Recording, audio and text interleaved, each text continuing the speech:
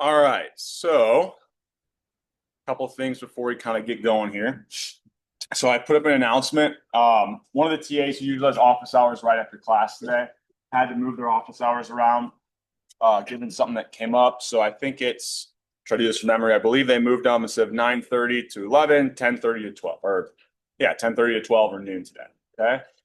So if you think about utilizing those office hours, those have changed a little bit. I mentioned last week my Wednesday office hours were a little bit up in the air. I moved them to be in the afternoon. There's an off chance. So the thing that was maybe going to be preventing me from having my usual office hours may now be moved to the afternoon.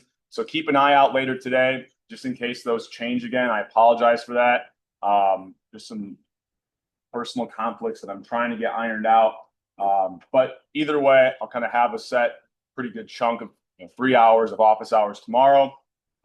I will likely be available more than those office hours if you want to schedule something. Obviously, I have a lot of you, so I can't kind of schedule something individualized for every single person. But I will have kind of that 3 hour time block for office hours tomorrow for any last minute questions.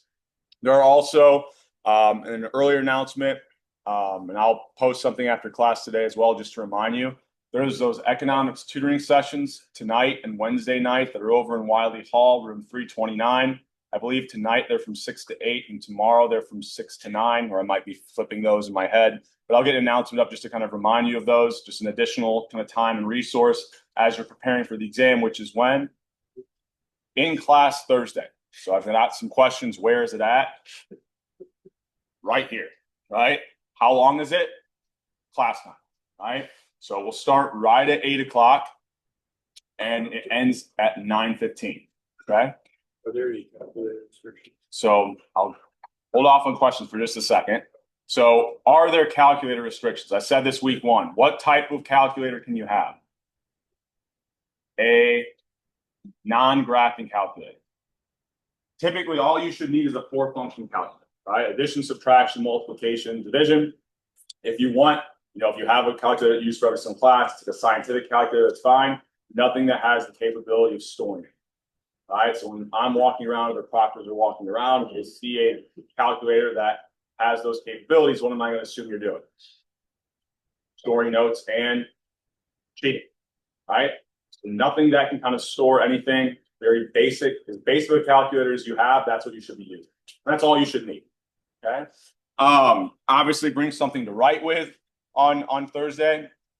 I would say, preferably a pencil, only because if you want to change your answer, if you use a pen, that's okay, but you'll have to kind of cross it out. That just kind of prevents sometimes the machine that reads them takes a little bit more time. It just takes me a little bit more time to grade them and kind of get the grades back to you guys.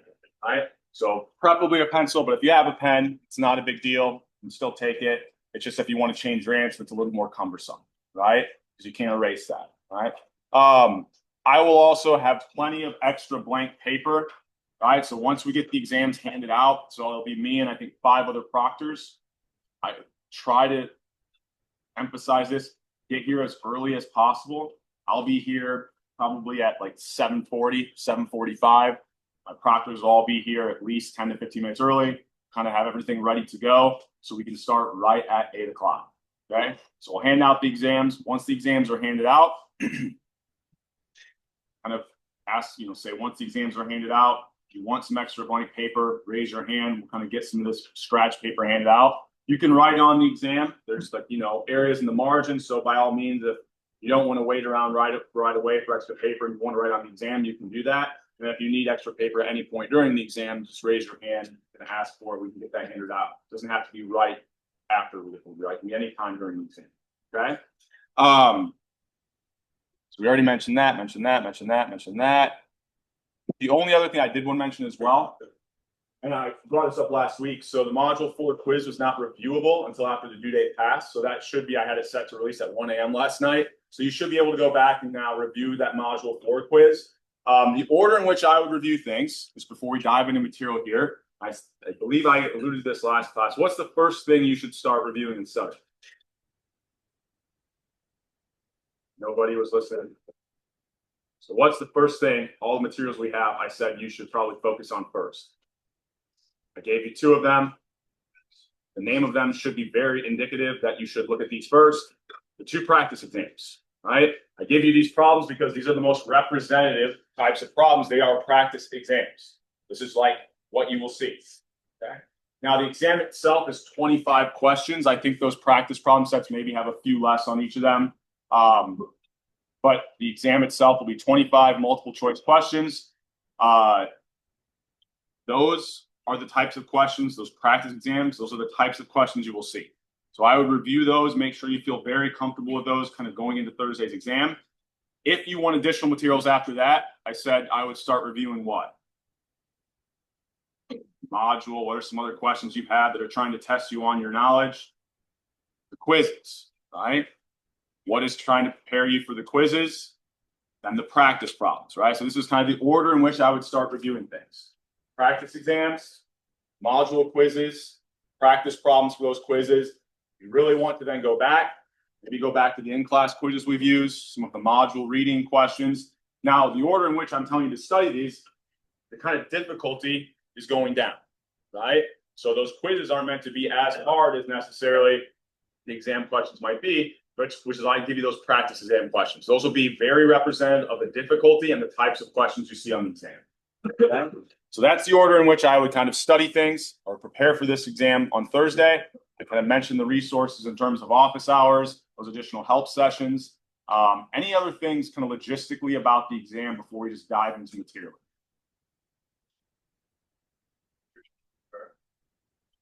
Nope. So first come, first serve, right? If you want to, probably easier if you sit in the front. It's probably going to get your exam pretty quick, right? I mean, if you sit in the back, that's fine. Like I'll have people start in the back, start in the front, start in the middle. But no assigned seats. You kind of sit wherever you want.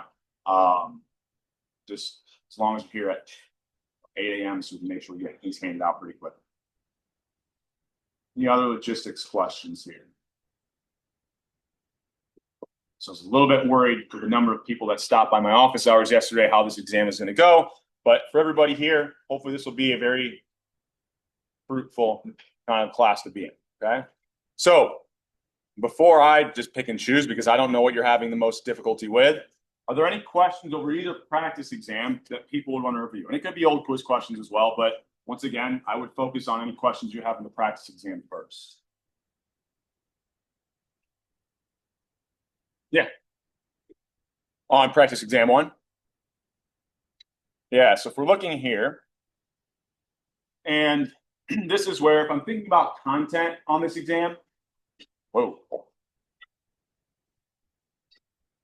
Oh, hopefully we can see this okay. If you need any clarification, I'm not sure. There it goes, that helps. There's probably a few less questions from module 1 and probably a couple more questions from the other 3 modules. So if you had to think about a breakdown, there's probably a couple less questions from module 1 because we just didn't have quite as much material. But one thing that we started talking about that set us up to start to think about supply and demand even, if I'm thinking about the number of hours or the quantity of something I'm choosing, what is the optimal amount decided by? We go up to the point where the marginal, well, we could say it that way, where the marginal cost, which we know is increasing as I do more of something, is less than or equal to the marginal benefit. Or the way I typically say it, as long as the marginal benefit is greater than or equal to the marginal cost. So if I'm telling you that before, the optimal number of hours that the person was studying was 4, and it is now changed to 2. What has had to happen, right? Well, before, this is where the marginal benefit was equal to the marginal cost. In order for a lower quantity or a lower number of hours to now be the optimal number, there's 2 things that could be true, right? So one could be what? That the marginal costs have, if I'm doing less of something, then the costs have went up, right? So here it's kind of a weird thing to think about, but at every point, if the marginal costs are now higher, I guess I kind of missed this. Here's 2, right? If the marginal costs increase, well, I would now choose to do less than I was before, right? So that's one of the possible answers. Now, I didn't give you this answer as an option, but if I change the question a little bit, right, what could be another potential answer? What could also cause me to do less of something? If the costs stay the same, but the marginal benefit goes down, right? So if I had the marginal benefit at every point actually going down, but no change in the marginal cost, that could also result in me choosing a lower number than I was before. Now, if I'm choosing a lower number than I was before, what's definitely happening to my total costs? So if I have 2 hours, each hour has a cost. I then have 4 hours. What has to be true about the total cost of 4 hours? It has to be higher than 2 hours. So my total cost going from 4 to 2 would actually be going. If I'm choosing to do less of something, what has to happen to the total cost? This is where if you give me some responses, we're going to get through more stuff here today. It's going down. What's going to have to be happening to my total benefit if I choose to do less of something?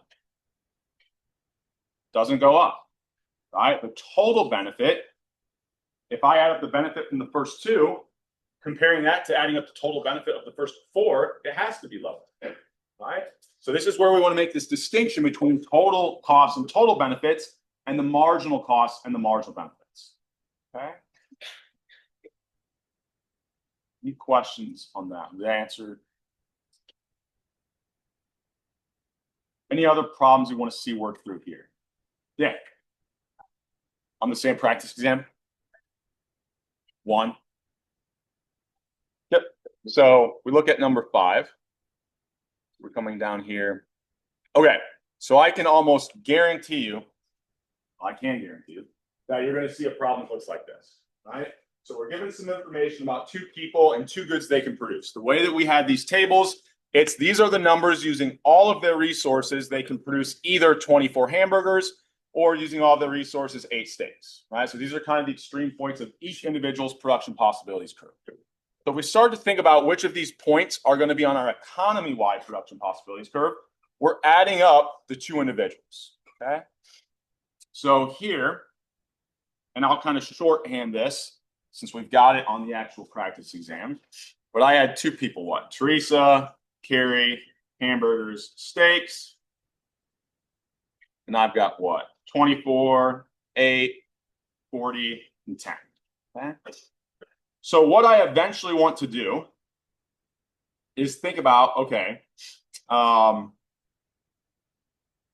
do steaks here and hamburgers up here. I want to build out my economy-wide production possibilities. So the easiest way to start setting this up is if both people are only producing hamburgers, how many total would I have? Well, if Teresa's producing, she gets 24. Carrie produces 40. So total I would have 64. All right? I just add up the values if everybody's just using the resources to produce this good. If they're only producing the other good, how many total would I have? 18. So this is where when I'm looking at the economy-wide production possibility curve, it's not this nice line. Because who do I rely on to produce this good first? Whoever can produce it at a lower cost. Once they've used all their resources, I then have to start relying on the next person, right? Whoever can do it at the next lowest cost. So I only have 2 people here, so that makes it a little easier. I'm never going to give you, once again, these are representative of the exam. I keep this as simple as a 2-person example. Okay? So here's where, if it helps, you don't have to draw this out. But if I were to draw this out for each individual, their production possibility curves will be kind of these nice linear curves, right? So if I'm thinking about Teresa here, I've got what, 24 and 8. And if I'm thinking about Carrie, I'm at 40 and 10. How do I find the slope of a line? It's the change in y over the change in x. Here are y and x are quantities. So if I go from this point to this point, what's my change in the y value? I'm going from 42, 0, so 40, negative 40. I'm going from, what's my change in x? 0 to 10. So the slope of this line is negative 4. I can do the same thing over here. I end up with what? Negative 24 over 8 or negative 3. What does the slope of my production possibilities curve always tell me? The cost of what good? You should definitely know this going into the exam. The slope will always be the cost of my x-axis good. In fact, if we wanted the cost of our y-axis good, what will that always be? The inverse, or 1 over the slope. So I'm reviewing some things that aren't necessarily, you wouldn't, apply to this problem, but you could answer other problems as well, right? So I've got the cost of this x-axis good. So who do I want to rely on first to produce this good? Who can produce it at the lower cost? T or C? T, Teresa, right? So initially, I'm going to want to rely on Teresa to produce this good. My slope would be -3. When she's used all of her resources to produce this other good, steak, how many hamburgers has she stopped producing? So if she shifts all of her resources, she's not producing 24 hamburgers. So how many total would I have if I get to this point where Teresa is only using her resources to produce this x-axis good of steaks? Carrie's now the only person producing the other good. So I'd be at what? 40? Who do I then, if I want to go past 8 steaks, who do I have to start relying on? Whoever can produce it at the next lowest cost. Well, I only have one person, so hopefully it's easy to identify that at that point. So I now have to think about, okay, I've got this economy-wide production possibilities curve. I can start to think about what points would be on that curve. So one of them, I can start to test these out. So 64 and 18. Can I produce 64 hamburgers and 18 steaks? Where would that point be? Way out here, right? 64 and 18. That's not going to be point in my curve, right? If I wanted 64 hamburgers, how many steaks do I have? If I wanted 18 steaks, how many hamburgers do I have?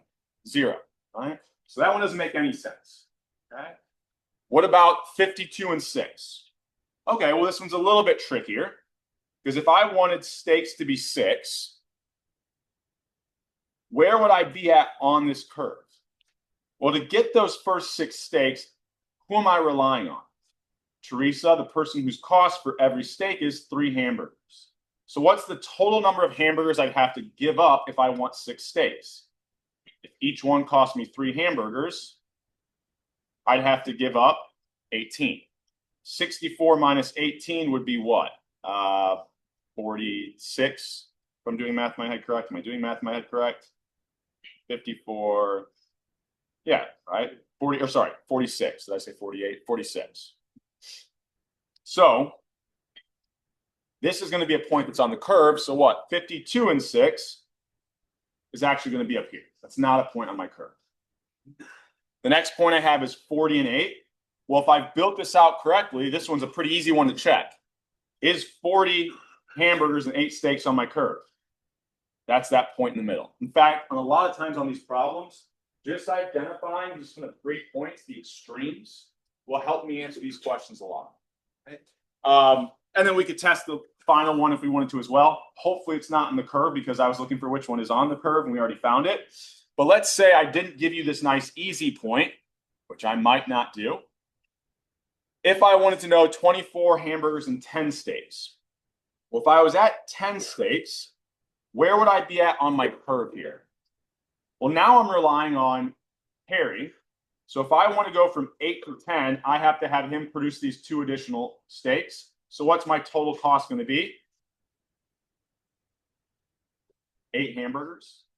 So I'd be going from a point of 40 and 8. If I want 10 steaks, I'd have to give up 8 hamburgers. So the point that would be on my curve would be what? 10 and 32. So the point of 10 and 24 would actually be somewhere down here. So I can test these hypothetical points once I've got that economy-wide production possibilities curve built out. I think putting the slope values next to those slopes helps kind of think about these different hypothetical points and determining what point I'd be at on the curve. This is probably one of the more difficult questions that'll pop up on the exam. Okay? Once again, I would expect something that looks a lot like this. Any questions on this before we keep moving?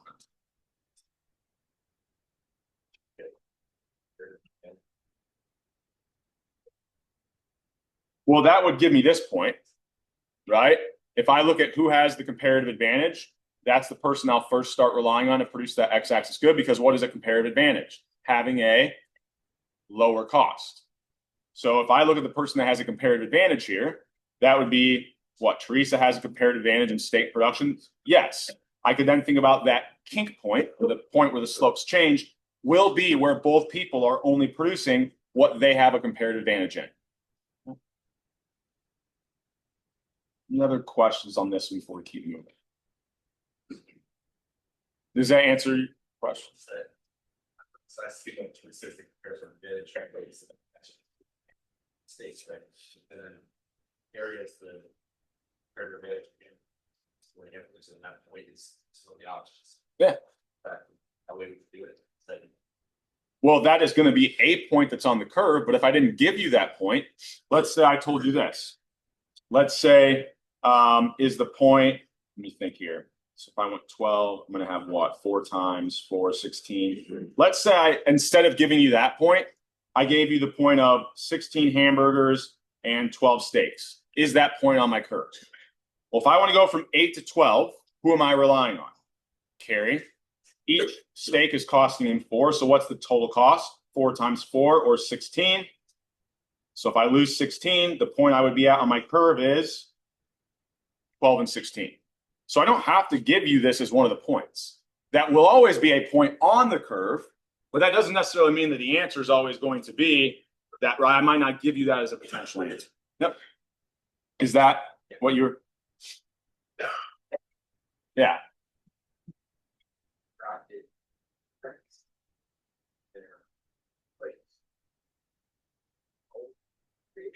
So this is hypothetical points, right? This would be is this point on the curve? So I can think about if I want to get to that point, I have to move from 8 to 12. Oh, sorry, I'm looking at 32 here. Yeah, sorry. I was looking at these values. Yeah, I would go from what? I would have to go from 40 minus 16, which would give me what? 24. Sorry. So that point would actually be one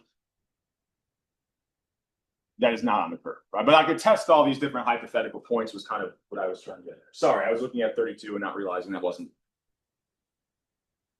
Okay. Any other questions? Yeah. So if we look at 13.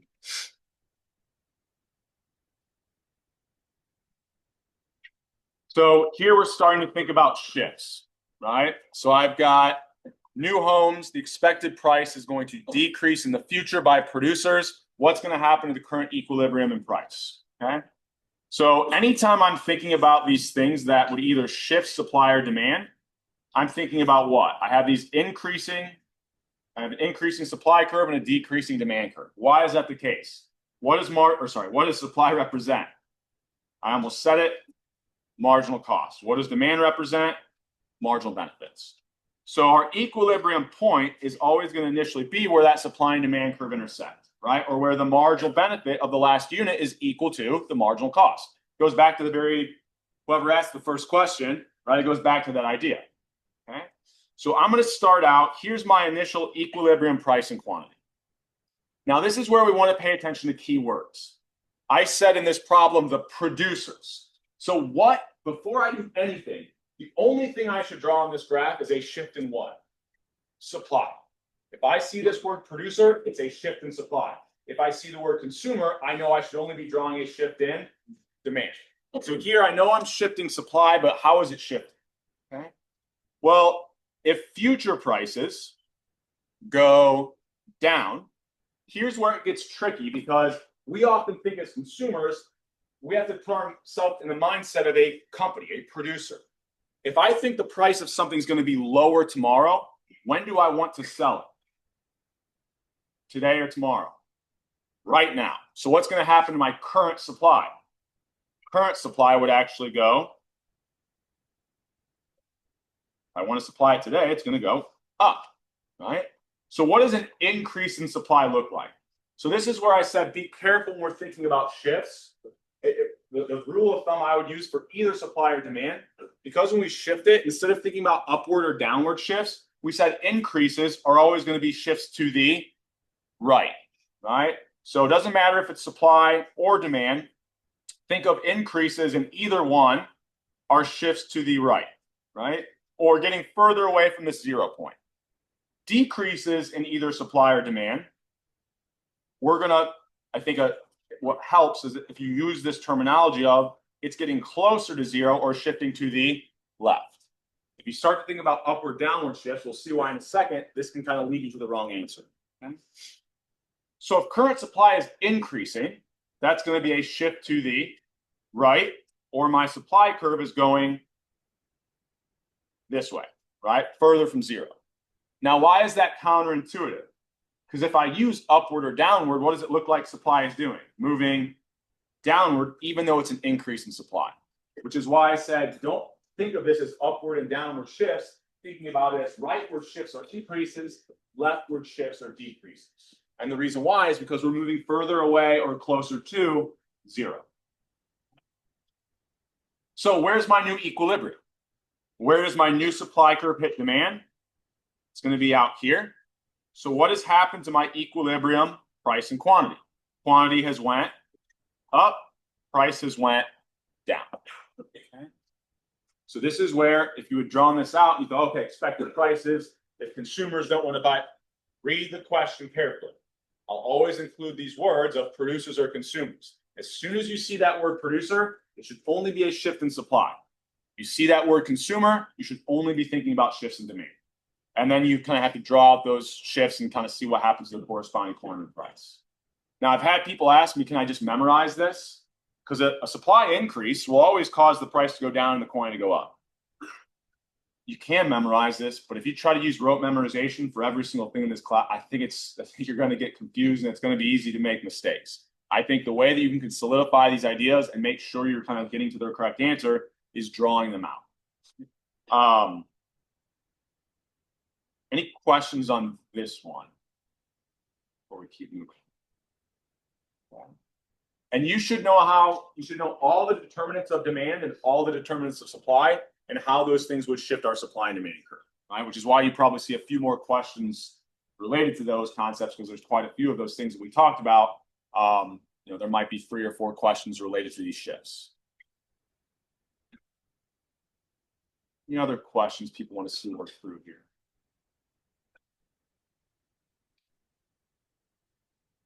And I might come back to 14 if people have questions on it later.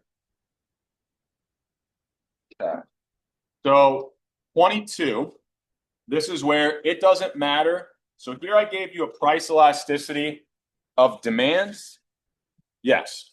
So I could ask you to calculate elasticities, and we could do this for any of the elasticities we talk about. It could be quantity supply or price elasticity of supply, price elasticity of demand, income elasticity, or cross price elasticities. Okay. We use the same method, right? Any elasticity that we talk about is going to be what? So if I'm looking at the price elasticity of demand, we said the first word, price elasticity of demand. This first word is always the thing that is changing. This second word is always the thing that is responding. So when I want to calculate that price elasticity of demand, the thing that is always in my denominator is the thing that's changing. The thing that's in my numerator is always the thing that's responding. This kind of can help me remember that. The first word, that's what goes in my denominator. That's the thing that is changing. And we always look at for elasticities, not just the change, but the percentage change. What is responding to that price change? Well, how much people are buying, or a percentage change in my quantity demanded. I'll come back to the actual problem, but just to kind of something that might be helpful for future problems and for the exam is, what if instead I was looking at my income elasticity? So this is my income elasticity of demand. So what is the thing that is changing? That first word. So I'm thinking about, in my denominator, I'm looking at a percentage change in income. What is responding to that? Well, still the amount that consumers are buying. So one kind of nice thing is, what's always in our numerator for any elasticity we talk about? It's always a percentage change in quantity. If you don't have quantity in your numerator and you're calculating elasticity, you're going to get it wrong. All right? So that's an easy way to kind of remember that numerator, the thing that we're looking at is always the response from quantity. Now, it could be quantity supplied if we're looking at price elasticity of supply, but it's always going to be quantity there. Okay. Now, how do I calculate percent changes? If I want the percent change in anything, we said that's going to be the change in that thing divided by the average. For us, we're looking between 2 points. So you can think about this as I'm looking at the difference or the change in quantity. And then how do I find the average of two numbers? I simply add them up and divide by. Hopefully we can find the average of two numbers, right? So this should be, you don't have to memorize these equations necessarily. I think they're easy enough to remember. To find a percentage change in this class, we use the midpoint method. It's just a change in those two values divided by the average. So in this problem, I was told what? That when price goes from 8 to 10, the quantity demanded goes from 80 to 70. So if I'm going from a quantity initially of 80 to 70, what is that change in quantity? I'm going down by 10 units. What's the average of these two numbers? If I add them up, divide by 2, 75. Now, I could get this value rounded to the second decimal, 1 over 7.5. If you're making these intermediate calculations, if you round any intermediate calculation to the second decimal, I'm never going to give you answers that are close enough to where you're going to misidentify what the correct answer is, right? You might be a little bit off of that second decimal. So let's just, for hypothetical sake, say that you get an elasticity of demand of 0.55. You might see 0.56 if you round it a little bit different. But I'm never going to give you 0.55 and 0.56 as potential answers, right? The answers would be different enough to where that rounding would never lead you into the incorrect answer. Okay. So here, we just found the percentage change in quantity. How would I find my percentage change in price? Well, once again, anytime I want a percentage change, it's the change in that thing divided by the average. So I think in this example, we had the price going from 8 to 10. Yes. So what was the change in my price? It went up by $2. What's the average? 9. Right? So what? I can use Excel here to be my handy calculator, unless anybody beats me to it. So, right, if I've got, 2/9, I'd have roughly 0.22 repeated. So I'll round that to 0.22. And if I have what? 1 over 7.5 or 10 over 75, I have what? 0.133. Now here, if I've got my percent change in the quantity demanded, that's my numerator. Percentage change in price, I can plug that in. So 0.13 over 0.22, 0.13 over 0.22 gives me approximately 0.59. So I can find my percentage changes, right? I would, instead of doing this all in one line, I would break it down step by step, only because if you try to plug this all in, and do it all like one line of your calculator, it's easy to make parentheses mistakes. It's easy to overlook a parenthesis here or there. So this is how I would kind of do it. Make those intermediate calculations for your percentage changes, then go back and plug them into that elasticity equation. Any questions here? We can. Yeah, give me 1 second. Yeah. Yeah, so I actually forgot something here, which is my negative sign. What did I say? I'm always going to show you the price elasticity of demand as. The last step is we always take the absolute value, right? So we know that it's going to be negative because as we increase the price, the quantity people buy should always be going down, right? Now, when it comes to my income elasticity or my cross price elasticity, I want to pay attention to my sign there, right? Because that told me my income elasticity Just since someone asked this question, this might be a good thing to kind of remember. And then we'll go back to 14, keeping an eye on time here. So if I had income elasticity, and let's say instead of 2 prices and 2 quantities, I might do this on the exam, I give you 2 incomes and 2 quantities. You could find the percent change in the quantity the same way. It's just the change over the average. Let's say I gave you that, I don't know, income went from 40 to 50,000. How would I find my percentage change in income? Just the change in income over the average. So here it would be what? 10,000 over 45,000, right?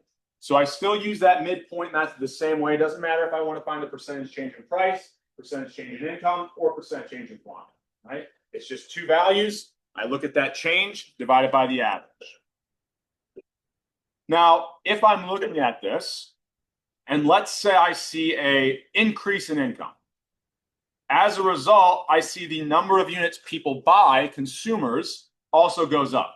So I would have a positive change over a positive change, making my elasticity what? Positive. Okay. So if I have more income and as a result I buy more of a good, what type of good are they? We have more money, we buy more of it. We said these are most goods or normal goods. So if I have a positive income elasticity, that's telling me the sign there actually tells me something about the good, which is that it's a normal good. If I ever instead, and you could do this to make the point, let's say instead I did an income decrease and people bought less. Well, a negative over a negative is still positive, and that would kind of line up with that relationship of a normal good. Now, if I ever see that when income goes up, people actually buy less of this good, so a negative change over a positive change, there my elasticity of my income elasticity is going to be less than 0. If I have more money and I buy less of something, that tells me that it's an inferior good. So the sign of that income elasticity does matter. When it comes to price elasticities of supply or price elasticities of demand, we always know the sign, right? Price elasticity of demand would always be negative, so we just take the absolute value. When it comes to income elasticities or it comes to cross price elasticities, the sign actually tells us a characteristic about the good. Now, if I then want to go determine is it elastic or inelastic, I could still do that. So just to make this point, let's say I come up with an income elasticity that is negative 1.2. That tells me it's what type of good? It's less than 0, so inferior. Now, here's where if I want to determine if it's elastic or inelastic, for every elasticity, we're thinking about if the absolute value of that elasticity is above 1, we would say that it's what? Elastic, right? Or that this would be income elastic. If the absolute value of the elasticity is ever less than 1, we said it was inelastic. So when you're just determining is it elastic or inelastic, there is where we don't care about the sign. We just care about if in absolute terms, is it greater than 1, it's elastic. If it's less than 1, inelastic. But for the income elasticity, the sign tells us not about its elasticity. The sign tells us about whether or not it's a normal or an inferior good. Okay? And then same kind of idea. Second, if I have a cross price elasticity, what's always in my numerator? A percentage change, I said this earlier, in demand, but more specifically, quantity, right? Or quantity demanded. We said quantity is always in that numerator. Now, what is a cross price elasticity? It's the response in how much people are buying of good X. From a percentage change, it's cross price, not price less. It's cross price, so it's a percentage change in the price of some other good. So here is where maybe anchoring yourself to an example. Let's say the price of Coke goes up. What's going to happen to the quantity demanded of Pepsi? If Coke is more expensive, are you going to be more or less likely to want to buy Pepsi? More. So anytime I have a positive change over a positive change, if my cross price elasticity is above 0, this tells me that they are substitute goods. Now, just to make this point, I can do price increases or decreases. So let's think about what if the price of, batteries goes down. What's going to happen to the quantity demanded of, any electric product that requires batteries? If batteries are less expensive, then things that require those batteries, am I more or less likely to want to buy them than before? More likely, because here, if I had a positive over a negative change, or my cross price elasticity is less than 0, this would tell me that those two goods are complements. So once again, the sign of my cross price elasticity does matter because it tells me whether they're substitute or complementary goods. So again, I would expect you to know this, right? You'll likely see questions about this on the exam. Is it an exception to So what did I say in terms of like necessity and luxury goods? I said this Thursday. Am I going to expect you guys to know those categories? No. Right? I just care about, can you identify as a substitute or complement? Can you identify as a normal or inferior from the income elasticity? And then in those ranges, is it elastic or inelastic?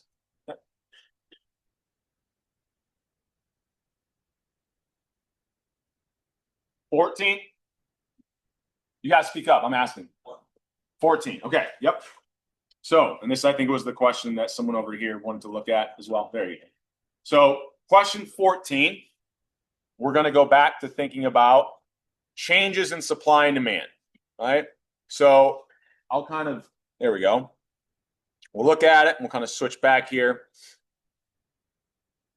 So here I've got this example, and I'm going to give you two things that are changing. So this is going to be a harder question on the exam, maybe separating A's from B's, right? So if I have simultaneous shifts, okay? So here I've got a change in the price of a complementary good, and I have at the same time a substitute production good changing as well. So I'll kind of walk us through this example, how I would work through these, okay? So the initial thing that I was told was I have the price of batteries goes down, and it's a complement in consumption for electric scooters. Okay? So if I have complements, these are two things I use at the same time. If the price of batteries goes down and it's a complement in consumption, first of all, if I'm worried about how it's impacting this is the eventual question, how the equilibrium price and quantity are changing. So I've got my supply curve, I've got my demand curve. Here's my initial equilibrium quantity and my initial equilibrium price. If I see the word complement in consumption, what should be shifting on this graph? Demand. Consumption, consumers, shifts in demand. So here I'm thinking about how does the quantity demanded of electric scooters change when the price of batteries for those scooters goes down? Well, I can't use this without batteries. So if batteries become less expensive, am I more or less likely to want to buy this thing that requires them? So I would have an increase in demand for electric scooters, right? So at every single point, what does an increase in demand look like? A shift to the right. This is where we want to say right and leftward shifts. So if I have an increase in demand, what is that going to do to my equilibrium quantity and my equilibrium price? So here, I'm going to just jot some things down over here. This increase in demand caused quantity to go up and my equilibrium price to go up as well. Everybody with me on that? So this could be a standalone question, right? Just a change in the price of a complementary good. How would that change my equilibrium price and quantity? Now, in this question, more complicated, once again, probably one of the more difficult questions on the exam. Here, on a separate graph, I'm going to draw out what the second thing that change is going to do. So the second change we had was that the price of electric cars increases. So here I'm told that electric cars and electric scooters or bikes, whatever you think about this, are substitutes in production. My production facility, I can produce any of these electric kind of moving devices, right? So I can produce electric cars or electric scooters. So if I'm a producer, what should be shifting on this curve? Supply. So what's going to happen if the price of electric cars goes up and I'm currently producing electric scooters?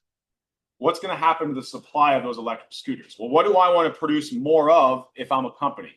Whatever I can sell for a higher price. So if electric cars prices go up, do I want to keep producing electric scooters? No. I want to shift my production over towards these electric cars, right? So I'm going to actually see a supply decrease in those electric scooters, right? These are substitutes in production. I can produce one of these or the other. My production facility is set up so I can choose either one. And I always want to be producing more of the thing that is relatively more expensive, because to the producer, price is a good thing.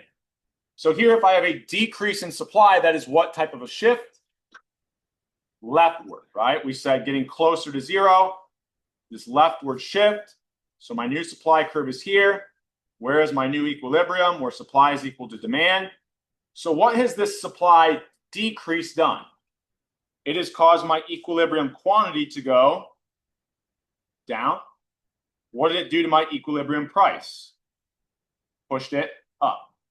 This is where, if you draw these on the same graph, depending on how large you draw the shifts, it could lead you to different answers, which is why, I would suggest drawing them out individually and then stacking their effects on top of each other, because then it becomes a little bit easier to see, okay, what is my total effect if these happen at the same time?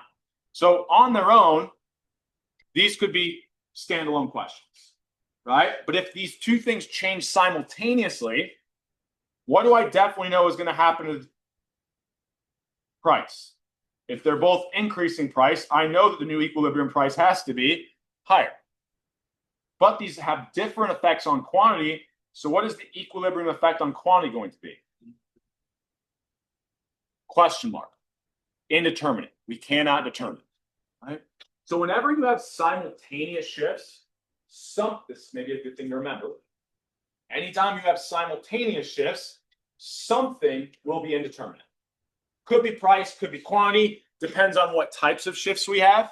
But something with simultaneous shifts will always be indeterminate. So if I'm looking at these answers, I wasn't as friendly on this one, because something in every answer is indeterminate, right? Some of them are price, some of it's quantity. If I instead did have something where I did this, so let's say I get rid of this paper so I can use my mouse. Let's say I did something like this. Which of these could I rule out right away? Well, I know that if I have simultaneous shifts, something will be indeterminate. So I could rule out what? A and D right away. Now, this question wasn't quite as nice, right? In that, even remembering that something is going to be indeterminate. Okay? So I wanted to make sure you could work through this. I'm just trying to mention that in terms of some of these problems. One thing I would try to do, like especially if I'm stuck, is even if I can't work through this and I'm not real confident, one thing I would start out in a lot of these problems is just process of elimination. Which of these answers cannot be true? And then from there, okay, I might have to actually work out the problem.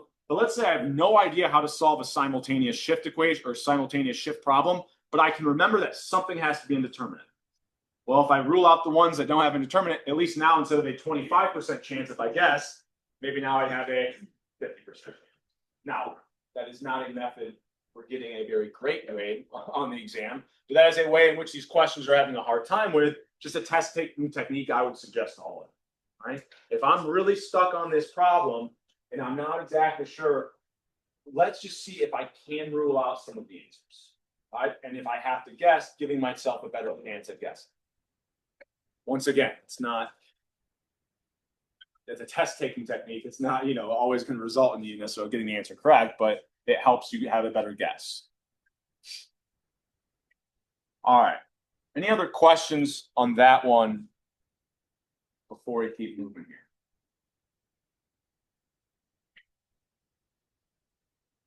Any other problems people want to see worked through here? Yeah. Thanks. Yeah, so practice exam 1, I assume. Yeah, so this is a good one maybe to know. So let's say I'm producing these two goods. I tell you the opportunity cost of a jet ski. So here in this problem, I'm thinking about an economy-wide production possibilities curve. So what goods, I have jet skis and boats, but one good way to kind of approach these problems is what goods should I choose to put on the x-axis? Well, what is the slope of my production possibilities curve tell me? The cost of my x-axis good. So if in a problem, I'm given the cost of something, so in this one, I think I was told the cost of a boat is 5 jet skis. So if I have the cost of a boat, what good should I be putting on my x-axis? Boats, right? That way the slope will tell me the cost of this x-axis good, and I know that slope at the point I'm on, right? So I'm going to put jet skis up here on my y-axis, boats on the x-axis. When I'm looking at an economy-wide production possibilities curve, and this is where if you notice, what flow do the questions have in that practice exam? What do they start out with? Questions from Module 1. And then they move to questions from Module 2. The practice exams will look very similar. Right? So everything is kind of going through how we covered it in class. Now, obviously, like within a module, things might be a little bit, 1 or 2 questions mixed. But here, we started out with an example earlier where we only had 2 people. If I have thousands of people in my economy, what does my economy-wide production possibilities curve look like? So it looks something like this, right? That as I want to produce more of this x-axis good, what's happening to my slope? It's becoming steeper, or represents the fact that as I want more of this good, I have to start relying on less and less efficient people at producing it. If I'm less efficient, my cost is going to be higher, right? So we are told that we're currently at a point where we're producing 50 boats and 150 jet skis. It doesn't really matter a whole lot for us because we're told that at this point, my cost of a boat is 5 jet skis. So that means at this point, the slope is -5. All right, that slope tells me the cost of my x-axis good. Notice these quantities are irrelevant in determining the cost. If I try to do a change in y over a change in x, I end up with what? 3 here? Is that the cost of an additional boat at this point? No. The combination of those two tell me nothing about the cost. It's the slope of that curve that tells me the cost. And I'm given that information, right? This is just a hypothetical point to kind of give you a point to think about starting from. Right? So I think the first part of the question is asking, from this point, what is the cost? So if I know that the cost of my x-axis good or a boat is the slope, which is -5 or represents, for every 1 additional boat, I have to give up producing 5 jet skis. How do I find the cost of instead a jet ski or my y-axis good? We said that is going to be what? Not the slope, but 1 over the slope, right? So the cost of my y-axis good is 1 over the slope. So in this case, it's going to be what? 1/5 or -1/5. But because these represent costs, they're always going to be negative. -1/5 represents if I want an additional jet ski, how many boats do I have to stop producing? 1/5 or 0.2. So if I tell you the cost of the x-axis good, you can always find the cost of the y-axis good is just 1 over. Any questions on that before we move to the second part of this question? Okay. Now, the second part of this question is if I decrease my production of boats. Right? So I'm at this point. If I decrease my production of boats, well, I can then move up my production possibilities curve, right? Producing fewer boats, more jet skis. As I produce fewer boats, what's going to happen to the opportunity cost of the last boat produced? Well, what tells me the cost of my x-axis good?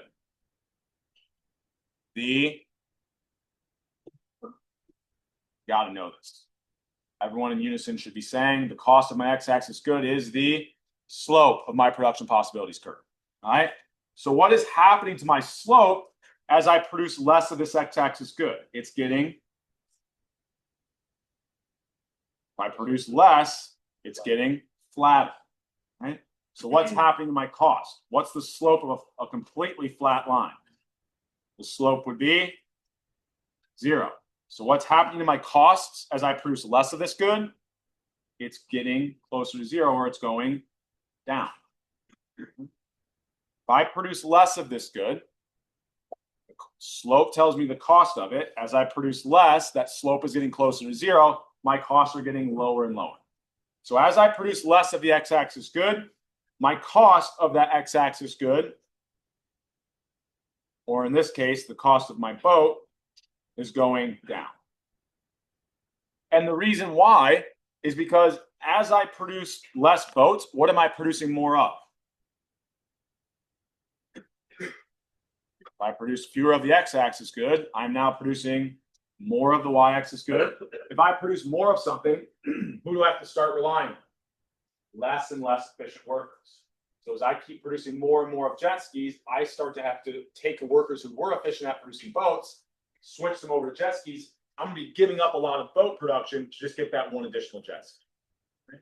So when the cost of boats are going down, if the cost of my y-axis good is 1 over the slope, what's inherently happening to the cost of my y-axis good here? So if I think about it, I could ask this question slightly differently. If I produce fewer boats, what instead is happening to the cost of my y-axis good? Well, if the cost of my y-axis good is 1 over the slope, and we just said that slope as I produce fewer boats is going down, getting closer to 0, if this slope goes down, what's happening to this fraction? The denominator is smaller, this fraction is going to get larger. So as I produce fewer of the x-axis good, its cost is going down, but the cost of the other good is going up. So I could ask you, producing fewer boats, what's happening to the cost of the y-axis good, or what's happening to the cost of the x-axis good? Now I could also, this is where people ask, well, am I going to ask the exact same question? Probably not, right? But if I ask you about producing fewer boats, what could you also work through? What happens if I produce more boats? Well, there, what's happening to my slope? It's getting steeper. So what's happening there to the cost of my y-axis good? Well, if it's getting steeper, the cost of my y-axis good boats must be going up. Right? And then what's happening to the cost of my y-axis good? Well, if it's 1 over the slope, right? If the slope is going up, this fraction is going down. Right? It would have the exact opposite effects if I produced more of the x-axis good compared to when I was producing less of the x-axis good. So any question that you're working through, I would always think, how could Professor Landis change this? Most often, I could be changing the word increase to decrease. Or in these module 2 examples, I could be asking you about the x-axis good or the y-axis good, right? So if you're looking for like additional problems, and you work through all these practice problems on the exam, start to just change those things and think about, could I work through this problem if he instead said of producing less boats, what would happen if I produced more boats? Now, you don't have the answer key to that, but you can work through and think about, could I solve that question? Any questions on this idea before we keep moving?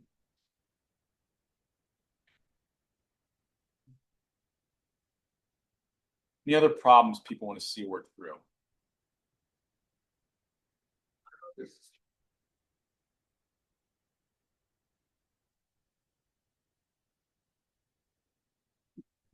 So we started way back in module 2 talking about these allocated efficient points. Yeah. You'll kind of notice we don't really have a problem like this in module on the practice exam. I'll review it real quick just to kind of connect some dots with things. So if I'm thinking about the allocated efficient amount of boats, allocated efficient was just a different term that we eventually started to call what in module 3. So the allocated efficient point is where the marginal benefit is equal to the marginal cost, or eventually when we're looking at markets, allocated efficient is just looking at the equilibrium. Now, if I was to ask about this, right? Here's where maybe I could ask a question like this. I wouldn't give you information on this, and I wouldn't expect you to know it, but I expect you to know this concept, not actual values. If I consume more of a good, what's happening to the marginal benefit? Every unit I consume has a lower kind of benefit to me, right? Or my marginal benefits are declining.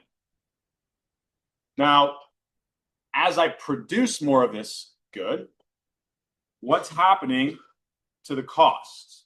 Or what's happening to my marginal costs? They are, if the slope tells me the cost of my x-axis good, the marginal costs are increasing. So that point where the marginal benefit is equal to my marginal cost is the allocative efficient point. Once again, once we got to module 3, we were just thinking about this as essentially equilibrium, because demand and supply represent marginal costs, marginal benefits. Now, here's maybe a question I could ask you related to this allocative efficient point. Let's say I have a technology change, and it only impacts my x-axis good. So I don't know, for whatever reason, it doesn't impact jet ski production, but it impacts boat production. So if I have a technology advancement, can I produce more or less boats than before if I'm only producing boats? So I had a technology advancement that only impacted boats. Can I produce more or less than before? More. If I have a technology improvement using the same number of resources, I can produce more than I was before. So we said when there's a technology change that only impacts one good, I'm going to see that that intercept goes up. Now, if I'm only producing jet skis and this technology didn't impact them at all, if I'm only producing jet skis, I can keep producing the same amount.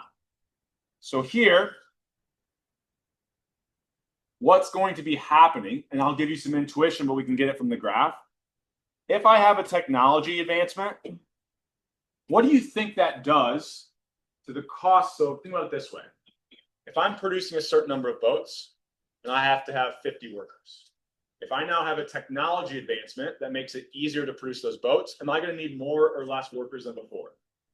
Less. So what's happening to my costs? They're going down. So technology advancements should do what to my marginal cost curve? Decrease it, right? At every quantity, my marginal costs should be lower than they were before. I don't need as many workers, right? So technology advancements will lower my marginal costs, right? Or think about it this way. If I'm at the same quantity, what is happening to my slope? It's happening to my pen. It's getting flatter, which tells me the slope is the cost of my x-axis good, so my cost is going down, right? Lines up with our intuition, okay? So this production possibility shift from that technology advancement tells me at any quantity what's happening to the slope. It's getting flatter, or at every quantity, my costs are going down. If it becomes less costly to make something, once again, we can use intuition, and the graph will hopefully support us. Am I going to want to produce more or less than I was before? If I can now produce something at a lower cost, the marginal benefits haven't changed, am I going to produce more or less? More. The costs are lower and the benefits are the same. There will now be some units where before the marginal benefit was less than the marginal cost. So I wasn't producing these before, right? That's why I stopped at that allocated efficient point. Now, those marginal benefits are above my new marginal costs. So now my allocated efficient point would be, I'm going to want to produce more of whatever had that technology advancement or whatever had that decrease in the costs. Does that hopefully give you, that's really the only type of, the concept of allocated efficient we want to be able to think about, but this would maybe be a question I could kind of phrase to where you're thinking about that allocated efficient point moving. And usually the example I would give you is as a result of a technology change in one of those goods. Now I could do, once again, you could work through a problem, maybe on your own, be a good idea. What if I had a technology advancement in my y-axis good? How would that change things? Everything basically just gets flipped, but you could work through that problem on your own as well to kind of make sure that you're feeling comfortable with these concepts. Just for clarity, marginal cost increases and decreases. It gets a little bit, it does get tricky to think about. Another way of thinking about it, if you want to line it up, because I'm not talking supply and demand here, right? But if you want to line it up to supply and demand, instead of thinking about it every quantity, you could think about at the same cost, right? Here our marginal cost at the same like dollar amount for costs. Can I get more or less units than I was before? After the technology advancement, I can get more units, right? And then so when we talk about supply and demand, what are we talking about there? Quantities, right? So at the same kind of level, when my costs are lower, at that same kind of dollar amount, I can get more units than I was before. So if you want to think about how that lines up with kind of rightward, leftward shifts, that would be the way in which you think about it. But really, you can go back to supply curves. So this is maybe a change that we could think about as well. If I had supply and demand, supply representing marginal costs. So let's say here was my initial price and quantity. Let's say I give you something that lowers the cost. Maybe there is a technology advancement. What is that going to do to producers? It's going to lower their input prices, right, to producing something. So if I have a decrease in input prices, which kind of correspond to the same thing as saying like there's a technology advancement in that good. If it costs me less to produce something, am I going to want to produce more or less of it than before? So what would that cause? A supply increase. We said that's a shift to the right. So this is an increase in supply. But what does that also reflect? That at every point, what's happening to my marginal cost or my input, they're going down, right? But I think a better way of thinking about it is when my costs are lower, instead of thinking about trying to graph that out, lower cost means I'd want to supply more. And then we go back to just always use that same rule, rightward shifts are increases, leftward shifts are decreases. All right, we got about another 5 minutes. Any other questions people want to see? So let me see if we have to switch back or if I can do this kind of.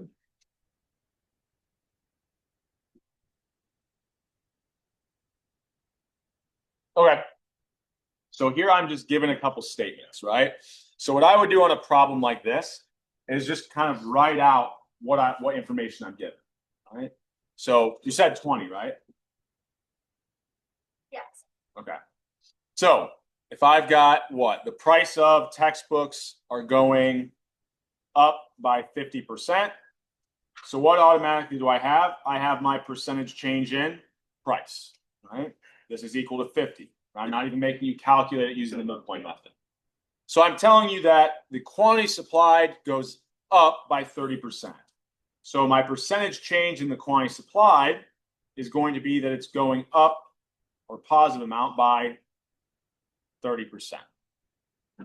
The third thing I'm told is that the percentage change in my quantity demanded goes down by 40%. And then asked about what is true about the elasticity of both supply and demand. So if I want my elasticity of demand, that's going to be my percentage change in what always goes in the numerator, quantity. But here I'm looking at specifically demand, so it's a percentage change in the quantity demanded. What is in my denominator? Well, what was the initial thing that is changing? I'm looking at the price elasticity of supply and the price elasticity of demand. So here I'm thinking about how is the quantity demanded responding to a percentage change in price. So here, price is going up by 50%. Quantity demand is going down by 40%. Now, here's where if I calculate this, I mean, I don't really even need to get the value here for this problem. What is this fraction? Because it's going to be negative when I always calculate the price elasticity of demand. So what is the last step I want to do? Take the absolute value. If the numerator is smaller than the denominator, what does this have to be? less than 1, which would tell me that demand is inelastic. Another way of remembering, how is the only way that this fraction is less than 1? So if I'm comparing that numerator to the denominator, what's the only way this fraction is less than 1? If the numerator is smaller, or that percentage change in quantity is less than the percentage change in price. That means that there could be a large percent change in price, small percent change in the demand from consumers. They're not being very elastic. They're not responding to that price change. Now, at the same time, if I wanted to calculate that elasticity of supply, it looks almost identical, but instead of the percentage change in the quantity demanded, I'm looking at the percentage change in the quantity supplied. So here, I think I was told what? This is 30 over 50. Once again, is this less than 1? Yes. So in this example, I have both supply and demand being inelastic. If it was greater than 1, I would say that it is elastic. If I gave you, let's say the quantity supplied changed by 50%, what would I say the product is? Price went up by 50% and they supplied 50% more. It would be unit elastic or have an elasticity measure of 1.